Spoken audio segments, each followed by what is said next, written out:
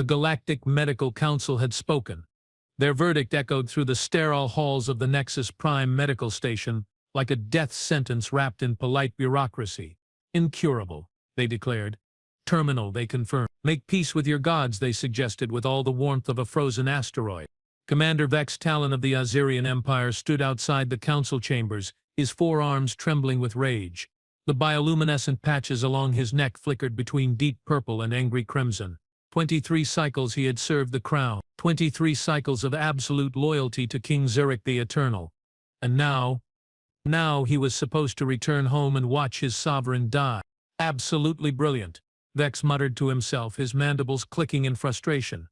The greatest medical minds in 17 star systems, and they throw up their hands like younglings who lost their toys. Dr. Mylena Faust, the head of xenobiology at the station, approached with her usual collection of datapads clutched against her chest. Her species, the Corvani, were known for their methodical approach to everything, including delivering devastating news. Commander Talon, she began, her voice carrying that particular tone reserved for lost causes. I understand your frustration, but the neurological cascade affecting His Majesty is unlike anything we have encountered. The pathogen appears to be synthetic, designed specifically to target Zurian neural pathways. Vex's eyes, all 6 of them, narrowed to dangerous slits. Synthetic? You mean someone engineered this? That would be our assessment. Yes. However, the sophistication level suggests technology beyond our current understanding. We simply lack the knowledge to counteract such precise biological warfare. The commander's laugh came out as a harsh bark. Oh, wonderful. So not only is my king dying, but some unknown enemy has weaponized death itself and made it personal. Dr. Faust shifted uncomfortably. There is one possibility we have not explored. The humans. Vex stared at her as if she had suggested consulting a fortune teller, or perhaps a particularly wise rock. Humans? The barely evolved primates who just discovered faster-than-light travel 5 cycles ago, those humans. The very same. Dr. Faust pulled up a holographic display showing a blue-green world spinning peacefully in space. Earth. Third planet from a rather unremarkable star. But, Commander, their medical practices are unconventional. Unconventional? Vex repeated the word like it tasted bitter. Doctor, my king is dying from a poison that makes the deadliest neurotoxins look like children's candy. I need solutions, not experiments. Dr. Faust's antennae twitched, a sign of either excitement or severe anxiety. With the Corvani, it was often both. That is precisely why the humans might succeed where we have failed. They approach medicine like warriors, approach battle progressive, unpredictable, willing to try things that would horrify any reasonable physician. The commander considered this. On one hand, it sounded like desperation wrapped in fancy words. On the other hand, desperation was pretty much all he had left. What makes you think these humans can accomplish what the greatest minds in the galaxy cannot? Because, Dr. Faust said, her voice dropping to a whisper, they do not know that what they are attempting is impossible. 3 hours later, Vex found himself aboard his personal courier ship, the Relentless Inquiry, plotting a course for the Sol system. His pilot, a cybernetically enhanced Thraxian named Kik, looked at the navigation data with obvious confusion. Captain, are you certain about these coordinates? This trajectory takes us through 5 different territorial zones, past 3 known pirate strongholds, and into a system that most of the galaxy considers a backwater. I am certain of nothing anymore, Kik. That when the medical experts of 17 civilizations tell you to prepare funeral arrangements, perhaps it is time to consult the barbarians. The journey to Earth took 6 standard days. 6 days during which Vex received increasingly grim reports from the royal physicians back home. King Zurich's condition was deteriorating rapidly. The neural cascade had accelerated, and the royal family was already making preparations for the coronation of his eldest heir. As Earth grew larger in the view screen, Vex had to admit the planet was more impressive than he had expected. The orbital infrastructure was primitive but functional, and the electromagnetic signatures suggested a surprisingly robust technological base for such a young civilization. Incoming transmission from Earth Defense Grid, Kik announced. They are requesting identification and purpose of visit. Tell them. Vex said, settling into his command chair, that we are here on urgent medical business. And try to sound desperate. It should not be difficult. The response from Earth came in heavily accented galactic standard. Alien vessel. This is Traffic Control Station Omega. You are cleared for approach to Medical Orbital Platform 7. Please maintain current heading and prepare for guided docking. And, welcome to the neighborhood, I guess. How reassuringly professional, Vex muttered. The Medical Orbital Platform turned out to be a gleaming structure that looked like someone had taken a traditional hospital and decided it needed more rocket engines. As their ship docked, Vex noticed human technicians swarming over the platform with an energy that bordered on manic. They moved like insects who had discovered a particularly interesting corpse. Dr. Angela Reeves met them at the airlock. She was tall for a human, with graying hair pulled back in what Vex assumed was a practical style, and eyes that seemed to calculate the probability of survival for everything they looked at. Behind her stood a diverse group of humans, all wearing medical coats that looked like they had seen recent combat. Commander Talon, I presume? Dr. Reeves extended her hand in the traditional human greeting gesture. I am Dr. Angela Reeves, head of Xenobiological Emergency Medicine. We received your transmission, and I have to say, this is exactly the kind of challenge that gets our entire staff excited. Excited? Vex accepted the handshake, noting the surprising strength in the human female's grip. Doctor, my king is dying. This is not entertainment. Dr. Reeves grinned, and Vex was suddenly reminded that humans were descended from predators. Commander, you obviously do not understand how human medicine works. We thrive on impossible cases.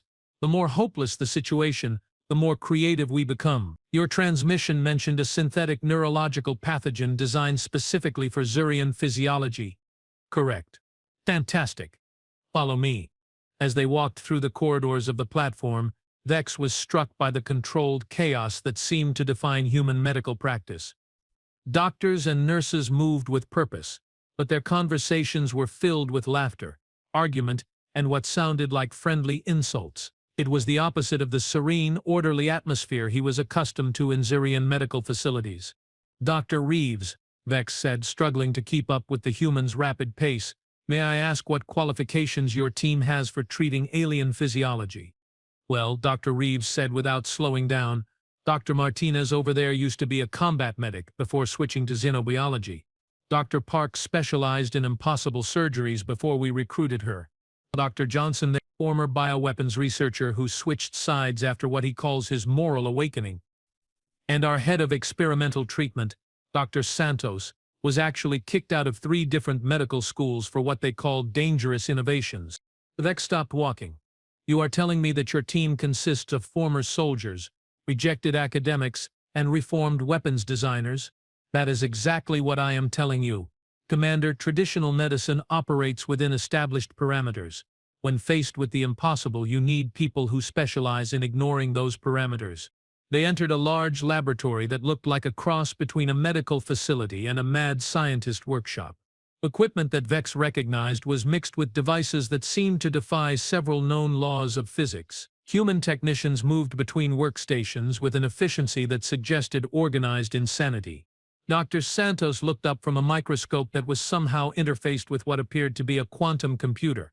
He was young for a human, with dark hair that looked like he cut it himself and eyes that held the particular gleam of someone who enjoyed taking things apart to see how they worked. Dr. Reeves, is this our patient? Dr. Santos asked, gesturing toward Vex. No, Santos. Commander Talon here represents the patient. A Zurian king suffering from a synthetic neurological pathogen that has stumped the best medical minds in 17-star systems. Dr. Santos's grin could have powered a small space station. Synthetic pathogen? Designed specifically for alien physiology? Oh, this is going to be fun. Fun? Vex's voice rose several octaves. My sovereign is dying. Exactly, Dr. Santos said, rubbing his hands together with obvious glee. Commander, do you know what most alien medical practices have in common? They are all logical, methodical, and bound by centuries of established procedure. Human medicine, we throw logic out the window and replace it with educated guessing and sheer bloody-minded stubbornness. Dr. Park joined the conversation. carrying a datapad that seemed to be running 17 different analysis programs simultaneously. She was smaller than the other humans, with precise movements that reminded Vex of a surgeon preparing for battle. "Commander, we have reviewed the medical data you transmitted," Dr. Park said. "The pathogen is indeed sophisticated. It targets neural pathway junctions while simultaneously blocking traditional treatment methods. Very elegant design." "Elegant?" Vex could not keep the outrage from his voice. "It is killing my king." "Yes, and whoever designed it was showing off," Dr. Martinez interjected. He was broader than the other humans, with scars that spoke of a violent past and eyes that missed nothing. "This pathogen is not just deadly, it is artistically deadly." The designer wanted to prove how clever they were. "And that," Dr. Johnson added with a satisfied nod, "is their weakness. I should know. I used to design things like this." Dr. Johnson was older than the others, with gray hair and hands that moved with the careful precision of someone who had once created death for a living. His transformation from weapons designer to healer had apparently not diminished his understanding of biological warfare. "Explain," Vex demanded. "Over-engineering," Dr. Johnson said simply. "When you make something too clever, you create more potential failure points. This pathogen is designed to counter every known treatment method, which means it has to constantly monitor and adjust its behavior. That level of sophistication requires enormous computational resources." Dr. Reeves nodded approvingly. "Which means the pathogen is running a complex program inside your king's neural tissue, and programs can be hacked." Vex felt something that might have been hope stirring in his chest. "You believe you can hack a biological pathogen?" "Not hacked," Dr. Santos corrected. "Crash. We are going to give this thing the equivalent of a blue screen of death." The plan, as Dr. Reeves explained it, was both brilliant and completely insane. Rather than trying to destroy the pathogen directly, they would overload its adaptive systems by presenting it with a series of contradictory treatment attempts. The pathogen would exhaust its computational resources trying to counter multiple simultaneous approaches, eventually causing a cascade failure. "It is like fighting an enemy who is trying to block attacks from every direction at once," Dr. Martinez explained, using a military analogy that Vex could appreciate. "Eventually they collapse from the effort." But Dr. Park added with clinical precision, "The timing has to be perfect. Too slow and the pathogen adapts. Too fast and we kill the patient before the pathogen crashes." "How perfect?" Vex asked, though he suspected he did not want to know the answer. "Microsecond precision across 17 different treatment vectors," Dr. Johnson said cheerfully. "Oh, and we will need to perform the entire procedure inside your king's neural tissue while he is conscious, because anesthesia would interfere with our ability to monitor the pathogen's responses." Vex stared at the human medical team with growing horror. "You want to perform experimental surgery on my king's brain while he is awake?" "Not surgery," Dr. Santos corrected. "Molecular warfare. We will be injecting nanoscale treatment packages directly into his neural tissue while simultaneously bombarding the pathogen with electromagnetic pulses, quantum resonance fields, and what Johnson calls aggressive biochemistry. And if you are wrong," Dr. Reeves met his gaze steadily, "then your king dies. But Commander, he is dying anyway. We are offering him a chance, not a guarantee." The silence stretched for several moments while Vex weighed impossible options. Finally, he activated his communication device and transmitted a message back to the Zurian homeworld. "Your Majesty, this is Commander Talon. I have found a potential treatment for your condition. However, I must warn you that it involves human medicine, which appears to be indistinguishable from controlled insanity." The response came back within minutes. King Zarek's voice was weak but tinged with humor. "Commander, I am dying from a poison designed by unknown enemies to be incurable." At this point, controlled insanity sounds refreshingly optimistic. "Bring your humans home." Dr. Reeves was already moving before Vex finished transmitting his acknowledgement. "Dearmatures." "Santos, prepare the mobile medical unit. Martinez, coordinate with their ship's systems for integration. Park, run final calculations on the treatment sequence. Johnson, make sure our aggressive biochemistry does not accidentally dissolve anything important." Dr. Reeves, Vex said, trying to process the sudden explosion of activity around him. "How long will you need to prepare?" "Prepare?" Dr. Reeves looked genuinely confused. Commander, we have been ready since we received your transmission. Human emergency medicine operates on the principle that speed is often more important than perfection. We will perfect the treatment during the journey to your homeworld. You will perfect it during the journey? Of course. The best medical innovations happen under pressure. Dr. Santos once performed a successful brain surgery using improvised tools during a meteor shower. Dr. Park developed a new surgical technique while her operating room was being attacked by hostile forces. Humans do our best work when everything is falling apart around us. As the medical team swarmed over their equipment preparing for immediate departure, Vex found himself wondering if he had just sealed his king's fate or provided his only hope for survival. With humans, he was beginning to realize there might not be much difference between the two. One question, Dr. Reeves, Vex said as they prepared to board his ship. Why are you willing to risk everything to save a king you have never met? Dr. Reeves paused in her equipment checks and looked at him with an expression of genuine surprise. Commander, someone engineered a biological weapon specifically to kill one person. That is not just murder. That is artistic murder. It is showing off, and humans have a particular dislike for bullies who show off. Dr. Martinez nodded grimly. Plus, whoever did this probably thinks they are too clever to be caught. Humans love proving clever people wrong. And honestly, Dr. Santos added with that predatory grin, this is the most interesting medical challenge any of us have seen in years. We would probably do this for free just to see if we can pull it off. As the relentless inquiry departed Earth orbit with its cargo of human medical chaos, Vex reflected on the strange turn his mission had taken. He had come seeking conventional treatment from advanced alien physicians. Instead, he was returning home with a team of reformed warriors and rejected academics who treated impossible medicine like an entertaining puzzle. The irony was not lost on him. The most sophisticated enemy in galactic history had designed the perfect weapon to kill a Zurion king. Their mistake had been assuming that the solution would come from sophisticated medicine. Instead, it was going to come from humans.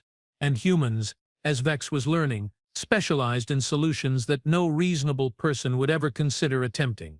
The journey to Zurion Prime took 4 days. 4 days during which Vex watched the human medical team turn his perfectly organized ship into what could only be described as controlled pandemonium. They had taken over the main cargo bay, transforming it into a mobile laboratory that defied every safety regulation in 17 different star codes. Dr. Santos had somehow interfaced their quantum medical scanner with the ship's navigation computer, claiming it would give them better processing power for pathogen analysis. Martinez was running combat simulations on treatment delivery systems, because apparently human medicine borrowed tactics from warfare. Dr. Park had established what she called a sterile workspace that looked more like a weapons testing facility. And Dr. Johnson was synthesizing compounds that made Vex's security systems trigger alerts every few hours. Commander, Keek said during the 3rd day, his cybernetic eye whirring as it focused on a readout. The humans have just created something that our sensors classify as a Class 4 biological hazard. Should I be concerned? Well, sir, Class 4 hazards are typically defined as substances capable of causing total ecosystem collapse. Vex rubbed his temples with 2 of his 4 hands. Dr. Johnson, what exactly are you creating in my cargo bay? Dr. Johnson looked up from his synthesis equipment with the cheerful expression of someone who had just solved a particularly entertaining puzzle. Oh, just a little something I like to call aggressive biochemistry. It is designed to overwhelm the pathogen's adaptive responses by presenting it with chemical chaos. Chemical chaos? Think of it as the molecular equivalent of screaming conflicting orders at an enemy soldier until their brain shuts down from confusion. Dr. Reeves joined the conversation, carrying a datapad that was running what appeared to be several hundred simultaneous calculations. Commander, we have been analyzing the pathogen samples you provided, and we have good news and bad news. Bad news first. The pathogen is even more sophisticated than we initially thought. It has backup systems for its backup systems. Whoever designed this really wanted to make sure your king stayed dead. And the good news? Dr. Reeves's predatory grin returned. The pathogen is so sophisticated that it is practically showing off. It has 17 different adaptive mechanisms, 43 defensive protocols, and what appears to be an aesthetic subroutine that makes it kill its host in an artistically pleasing manner. How is that good news? Because, Dr. Santos called out from across the cargo bay. Anything that complex has to follow rules, and rules can be broken if you hit them hard enough from enough different directions at the same time. Dr. Park looked up from her equipment calibrations. We have identified what we believe are the pathogen's primary decision trees. It responds to medical intervention by cycling through predetermined countermeasures. But if we can present it with more simultaneous challenges than it can process, it crashes, Vex finished, beginning to understand their logic. Like overloading a computer system. Exactly. Except this computer system happens to be living inside your king's brain, so we need to crash it without accidentally crashing the brain it is attached to. How reassuring. On the fourth day, they received a transmission from Zurian Prime. Royal Physician Tech Varan appeared on the communication screen, his usual composed demeanor replaced by barely controlled panic. The bioluminescent patches along his neck were flashing in rapid patterns that indicated extreme distress. Commander Talon. His Majesty's condition has deteriorated significantly. The neural cascade has accelerated beyond our projections. The royal family is making preparations. Vex felt his heart skip in synchronization. How long do we have? Perhaps 18 hours. 20 at most. Commander, I must ask, are you certain about these humans? The royal physicians are unified in their opinion that this is madness. Dr. Reeves stepped into view of the communication screen. Royal Physician Varan, I presume? This is Dr. Angela Reeves. I understand your concerns, but I need you to know that madness is often the most effective response to impossible problems. Tech Varan's expression suggested he was reconsidering his life choices. That Dr. Reeves, with all due respect, your species has been practicing medicine for barely 2 centuries. We have been healing the sick for over 4,000 years. And in those 4,000 years, have you ever encountered a pathogen like this one? Well, no. Then your 4,000 years of experience are irrelevant. This pathogen was designed by someone who studied your medical practices and engineered countermeasures for everything you might try. You need someone who approaches the problem from a completely different direction. Dr. Martinez leaned into the camera's field of view. Doctor, in human military doctrine, when facing an enemy who has studied all your conventional tactics, you respond with unconventional tactics. Medical warfare follows the same principles. Medical warfare. Tech Varan looked like he was developing a headache. Dr. Reeves, are you suggesting that medicine is warfare? Of course it is. Disease attacks, medicine defends, pathogens adapt, treatments evolve. The only difference between a battlefield and an operating room is that in the operating room, we are trying to save the thing we are fighting for. Dr. Santos waved enthusiastically from his workstation. Plus, we get to use explosives. Well, not actual explosives, more like controlled molecular detonations, but the principle is the same. The transmission ended with Tech Varan looking like he was questioning the fundamental nature of reality. Vex could sympathize. Dr. Reeves, Vex said as they prepared for arrival at Zurian Prime, I have one final question. What are the odds that your treatment will actually work? Dr. Reeves considered this seriously. Honestly? Maybe 30%. 40 if we are lucky and the pathogen behaves the way we think it will.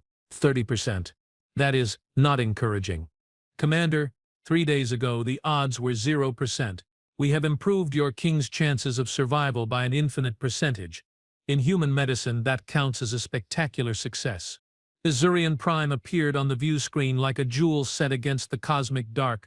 The planet's twin moons cast overlapping shadows across continents that sparkled with the lights of billion-year-old cities. Vex had been born here, had spent his entire life protecting its people and their sovereign. Now he was returning with the most desperate gamble in galactic history. The Royal Medical Complex was a sprawling facility that had served the Zurian monarchy for 30 generations. As their shuttle descended toward the landing platform, Vex could see the gathered crowds of physicians, nobles, and government officials who had come to witness either a miracle or a spectacular failure. Royal Physician Tech Varan met them at the landing platform, accompanied by a full honor guard and what appeared to be the entire Royal Medical Council. His expression was carefully neutral, but Vex could read the skepticism radiating from his bioluminescent patches. Dr. Reeves, welcome to Zurian Prime. I trust you understand the gravity of the situation. Dr. Veron, I understand that we have approximately 12 hours to save your king's life using medical techniques that will probably violate several of your professional ethics codes. Shall we get started? The procession through the medical complex was like a parade of the damned. Ex-Syrian physicians lined the corridors, watching the human medical team with expressions that ranged from curiosity to outright horror. Dr. Santos was carrying a case of equipment that kept triggering biohazard alarms. Dr. Martinez had somehow acquired a military escort who seemed both fascinated and terrified by his casual discussions of combat medicine. Dr. Park was taking detailed scans of the facility's architecture, apparently planning to redesign their treatment approach based on the available space. And Dr. Johnson was whistling. Actually whistling as if he were taking a pleasant stroll through a park rather than preparing to perform experimental surgery on the dying ruler of an interstellar empire. King Zarek, the Eternal, lay in the Royal Medical Suite, connected to more monitoring equipment than existed on some space stations. He was conscious but clearly fading, his once bright bioluminescent patches now flickering weakly. When he saw the human medical team enter, his mandibles curved into what Vex recognized as an amused smile. "So," King Zarek said, his voice barely above a whisper, "these are the barbarians who think they can succeed where civilization has failed."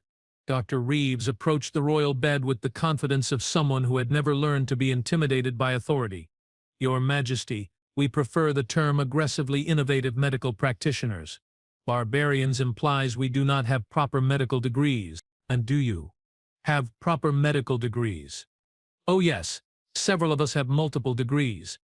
Dr. Santos there was actually kicked out of medical school 3 times before they finally gave up and graduated him out of sheer exhaustion." King Zarek's laugh turned into a cough that sent alarm readings spiking across every monitor in the room. "Dr. Reeves, my physicians tell me that your treatment plan amounts to controlled insanity." "Your Majesty, with respect, your physicians are not wrong. But sometimes controlled insanity is the only rational response to an irrational situation." Dr. Park began setting up her equipment while explaining the procedure to the assembled Zurian medical staff. "The pathogen has been designed to counter specific treatment methodologies. Our approach is to present it with simultaneous challenges across multiple vectors, overwhelming its adaptive capabilities." Tech Varan watched the humans work with growing alarm. "Dr. Park, those energy levels you are proposing would typically be considered lethal to neural tissue." "Under normal circumstances, yes. But we are not dealing with normal circumstances. Dr. Johnson, show him the biochemical analysis." Dr. Johnson produced a holographic display that made several Zirian physicians step backward in shock. "The pathogen maintains 17 active monitoring systems within His Majesty's neural tissue. Each system is designed to detect and counter specific medical interventions. Our treatment will trigger all 17 systems simultaneously." "That would kill him," Tekvaron protested. "Only if the pathogen successfully adapts to all 17 simultaneous challenges. Our calculations suggest that the computational load will cause a cascade failure in the pathogen's primary systems before it can successfully mount a comprehensive defense." "You are gambling with our king's life based on calculations?" Dr. Martinez looked up from his equipment calibrations. "Doctor, every medical procedure is a calculated risk. The difference is that we are honest about the gambling part." Dr. Santos finished his final preparations and turned to address King Zarek directly. "Your Majesty, I need to be completely transparent about what we are about to attempt. We are going to inject your neural tissue with 17 different treatment compounds, while simultaneously exposing you to quantum resonance fields, electromagnetic pulses, and what my colleague calls aggressive biochemistry. The process will be extremely uncomfortable, and there is a significant chance that we will accidentally kill you while trying to save your life." The Royal Medical Suite fell silent. King Zarek considered this for several long moments before responding. "Dr. Santos, that is the most honest medical consultation I have ever received. Proceed." What followed was the most chaotic medical procedure in galactic history. The human team moved with synchronized precision that somehow appeared completely insane to outside observers. Dr. Reeves coordinated the overall assault while Dr. Park managed the technological components. Dr. Martinez handled the delivery systems with military efficiency, and Dr. Johnson monitored the biochemical warfare in real time.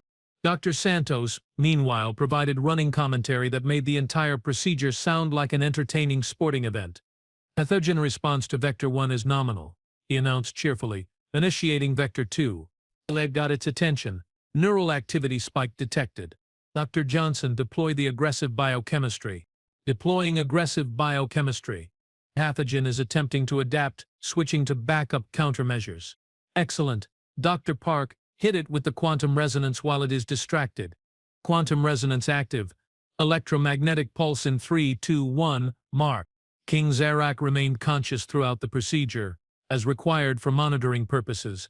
His vital signs fluctuated wildly as the human team bombarded the pathogen with simultaneous attacks from every conceivable direction. The royal physicians watched in horror as their monitoring equipment registered readings that should have been impossible for a living being to survive. Neural cascade is accelerating, Tekvaran announced, panic creeping into his voice. That is expected, Dr. Reeves replied calmly. The pathogen is being forced to use all available resources to maintain its defensive systems. Dr. Santos, initiate vectors 12 through 17. Vectors 12 through 17 active. Oh, this is beautiful. Look at those computational spikes. The pathogen is trying to process 17 different threat assessments simultaneously. How long can it maintain that level of activity? King Zarak managed to ask between waves of neural feedback. Not long, Dr. Johnson replied with satisfaction. Your pathogen is essentially trying to solve 17 different chess problems while being attacked by 17 different opponents. Something has to give, and something did. At exactly 47 minutes into the procedure, every monitor in the Royal Medical Suite registered a synchronized spike followed by a complete flatline across all pathogen-related readings. The synthetic organism that had been slowly killing King Zarak simply stopped functioning. Overwhelmed by the sheer impossibility of countering 17 simultaneous treatment vectors, the silence that followed was broken by Dr. Santos' delighted laughter. Ladies and gentlemen, we have achieved cascade failure. The pathogen has officially crashed. King Zarak's vital signs stabilized within minutes. His bioluminescent patches began returning to their normal brightness. The neural cascade that had been killing him simply stopped, leaving behind healthy tissue and a very confused collection of Zurion physicians. That, King Zarak said after several minutes of observation, was the most terrifying medical experience of my very long life. Your Majesty, Dr. Reeves replied with professional satisfaction, human medicine specializes in terrifying medical experiences. We have found that diseases respond better to aggressive treatment than to polite requests. Tekvaran stared at the monitoring equipment as if it had personally betrayed him. This should not have worked. By every established medical principle, this should have killed him. Dr. Varan, Dr. Martinez said with a military man's appreciation for successful, unconventional tactics. The pathogen was designed by someone who understood established medical principles. They engineered countermeasures for every conventional treatment. So we used unconventional treatment. But the energy levels, the simultaneous interventions, the aggressive biochemistry, none of this follows proper medical protocol. Dr. Johnson smiled with the satisfaction of a reformed weapons designer who had found a constructive use for his destructive knowledge. Dr. Proper medical protocol assumes you are fighting conventional diseases. When someone engineers a weapon specifically to kill one person, proper protocol becomes irrelevant. You fight artistic warfare with artistic medicine. Dr. Park began packing up her equipment with characteristic efficiency. The pathogen's remains will be eliminated by His Majesty's natural immune system within 48 hours. Full recovery should be complete within 1 week. King Zarak sat up in his medical bed, the first time he had been able to do so in weeks. Dr. Reeves, how can the Zurian Empire repay you for this? Your Majesty, payment is not necessary. We did this because someone thought they were too clever to be caught. Humans have a particular dislike for that kind of arrogance. Besides, Dr. Santos added with enthusiasm, this was the most interesting medical case any of us have ever encountered. We should probably be paying you for the educational experience. Dr. Martinez nodded in agreement. Plus, whoever designed that pathogen is still out there. They probably think they succeeded. It will be interesting to see their reaction when they discover that their perfect weapon was defeated by what they would consider primitive medicine. You think they will try again? Commander Vex asked. Oh, almost certainly, Dr. Johnson replied cheerfully. But next time, they will be designing countermeasures for human medical techniques. And human medicine evolves faster than most pathogens can adapt. As the human medical team prepared to depart Zirion Prime, King Xeric insisted on a formal ceremony recognizing their service to the Empire. The Great Hall of the Royal Palace had not seen such a gathering in decades. Representatives from across the Zirion Empire came to witness the unprecedented event of barbarian doctors being honored for saving their sovereign's life. "Let it be recorded," King Xeric announced to the assembled multitude, "that when the greatest medical minds in the galaxy declared our situation hopeless, salvation came from the most unlikely source. The humans have demonstrated that sometimes the best response to sophisticated problems is unsophisticated solutions applied with overwhelming enthusiasm." Dr. Reeves accepted the Royal Medal of Medical Honor on behalf of her team. "Your Majesty, we are honored by your recognition, but I want the galaxy to understand something important about what happened here. This pathogen was designed by someone who believes that intelligence and sophistication are always superior to determination and creativity. They were wrong. The unknown enemy who tried to kill you made a fundamental error in judgment. They assumed that advanced civilizations would respond to advanced threats with advanced solutions. But humans specialize in solving advanced problems with simple, direct action applied in overwhelming quantities." Dr. Santos stepped forward with his characteristic grin. "Your Majesty, whoever designed that pathogen spent years creating the perfect weapon. We defeated it in 4 days using techniques that would make most medical professionals question our sanity. I hope they appreciate the irony." As the ceremony concluded and the human medical team prepared to return to Earth, Commander Vex found himself reflecting on the most extraordinary week of his military career. He had witnessed the impossible, participated in controlled insanity, and watched barbarian doctors succeed where civilized medicine had failed. "Dr. Reeves," he said as they boarded their shuttle, "one final question. Do you really believe that whoever created this pathogen will try again?"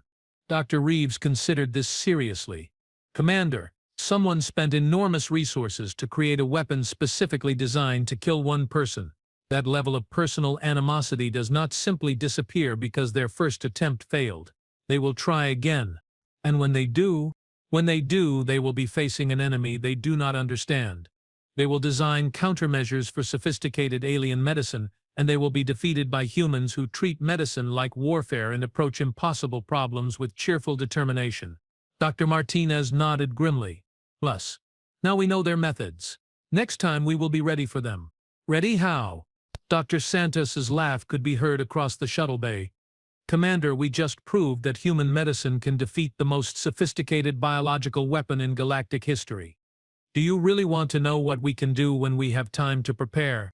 As their shuttle departed Zirion Prime, Vex watched the planet recede into the distance and wondered what other impossible challenges awaited in a galaxy where humans practiced medicine like a combination of warfare, art, and controlled explosion. One thing was certain: the unknown enemy who had tried to kill King Xeric had just learned that humans were not bound by the same rules as everyone else. And in human medicine, apparently, that was considered a significant tactical advantage. The galaxy would never be quite the same.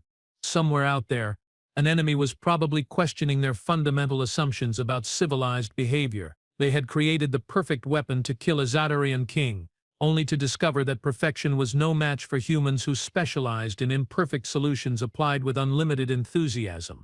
As Dr. Reeves often said, humans loved proving clever people wrong. And they had just proven it in the most spectacular way possible.